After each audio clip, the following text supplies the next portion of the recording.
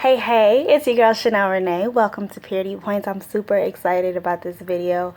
And I'm also really excited about this new year and want you to go into this new year with a whole, complete heart. And the topic for today is actually being able to do that by not having any soul ties. What the heck is a soul tie? I'm going to explain that. So, by definition, a soul tie is a positive or negative connection of two souls, and that's based from a physical or an emotional experience that you two may have shared. So, a lot of us have a best friend, and somehow, whether it was we bonded over a conversation that we had, or maybe we both grew up with divorced parents and we bond over that. So we have an emotional soul tie or emotional connection towards each other. And it's a positive thing because we're able to relate to each other on a different level or get each other through hard times. So that's a positive one. And even in the Bible, in 1 Samuel 18, Samuel 18 and 1, it talks about David and Jonathan and how they met each other and just were instantly bonded and felt connected to each other, and it kind of was like the first bromance of the Bible. And then of course there's negative soul ties, and a negative soul tie is anything that hinders you from moving forward into a new season, into a new relationship. It's kind of a block. It's like you don't even like the person that you may have previously been in a relationship with. You don't even like them anymore. Probably don't even love them anymore. But for some reason, there's still this connection. There's still this bond. There's still this aching or gnawing at your heart. You hear their name, and it just makes you want to scream inside, or it just agitates you. You don't want to be in the same room as them. You don't even want to go on their Instagram or their Facebook. Not that you should anyway, but if you happen to do so, something inside of you just bothers you.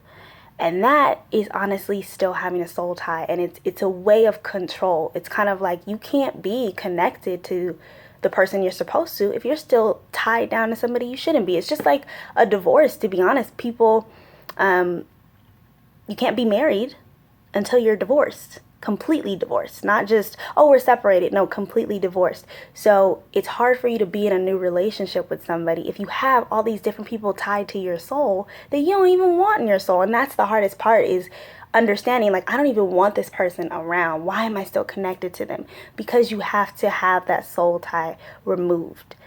And I have 3 ways that can be done.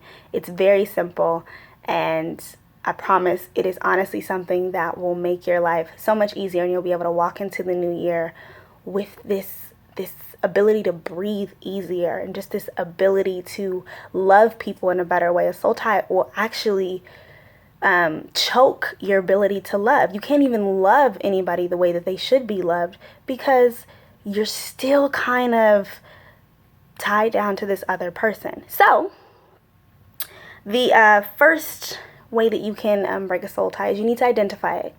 Who is that person that your heart is still tied to?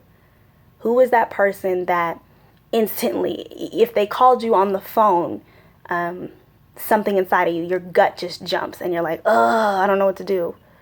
Who is that person? Identify them. A lot of times it could be multiple people. And if it is, that's okay. Remove them as well. You'll remove that soul tie. So once you identify, and you want to identify to acknowledge, you can't call something you don't know. You don't call somebody by something if you don't know their name. So you have to call it out by knowing that person's name and identifying it and acknowledging it. That's how you win a battle. You know what the strategy is, and you go for it and you implement it. You know that person's name so that you can speak to it. So the second is probably the hardest one, but I know you can do it, and that is forgiving. If that person hurt you, which they probably did, you need to forgive them. Well, why I gotta forgive them? Because how are you going to ask God to remove somebody from your soul if you still are holding on to something that they did? It's a contradiction. You can't. And please understand, forgiveness is something that does take time, but the first step is identifying and then forgiving. And you may not even be able to form the sentence at first. You might say, and you can't even get it out. Or maybe you start crying before the sentence is fully formed. Forgiveness is one of the hardest ones to do, but you honestly can do it. And you don't want anything holding you back from being able to live life and life more abundantly. Like, that is the best part, to be free from anybody's soul that's going to hinder you from moving forward. You don't want that. That's not okay. So the third part is to ask for deliverance. You literally simply just ask God to help you. You can honestly, and in that, you'll go through the first 2 steps. You'll identify and just say, Lord, I thank you so much for helping me and delivering me from the soul of so-and-so. I remove, I cut, I sever, I give you permission to uproot it, to get it out of my heart and my soul, the connection and the bond that I have formed with this person. It's simple. You just say that prayer and you keep saying it until you are free. And then, of course, you have to make sure that you know where this comes from. So it's honestly one of the most famous scriptures in the world, and it's Psalms 23. And everybody knows it. Even Biggie had it in one of his songs. A lot of people have it tattooed on their arm, and it's Psalms 23. The Lord is my shepherd.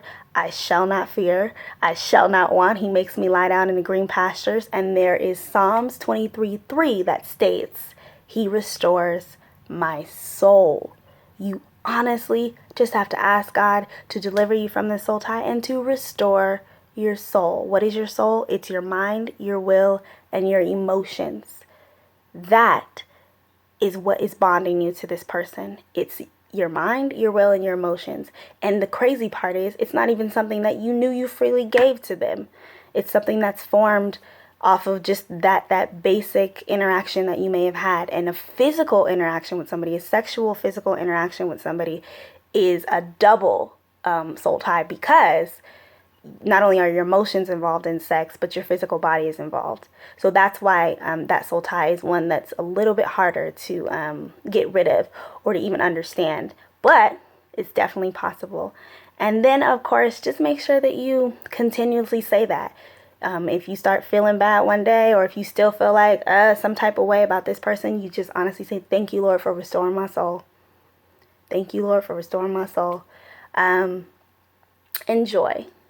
Ask God to overwhelm you with His joy, because once your soul is free, that gives God permission to completely come into you and do what He is doing in you, which is making you an amazing man, an amazing woman of God.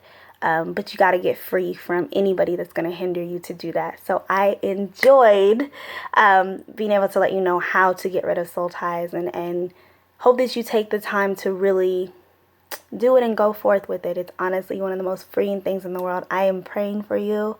I wish you nothing but the best, peace, happiness, and of course, joy, so you can go ahead and have life and life more abundantly. So, have a good one.